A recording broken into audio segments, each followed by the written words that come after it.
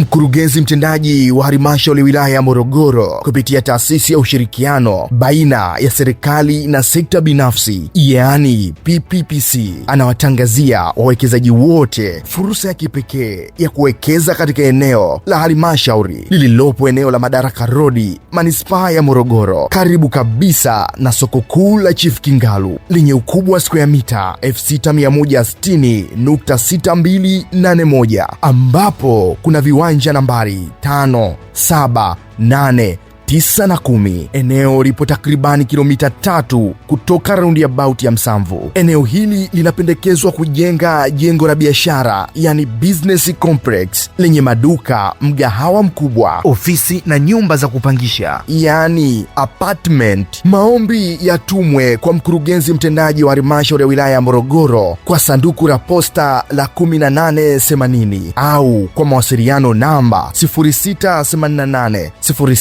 064907 au barua pepe info@morodc.go.tz, dedi@morodc.go.tz. Tangazo hili limetolewa na mkurugenzi mtendaji halmashauri ya wilaya ya Morogoro.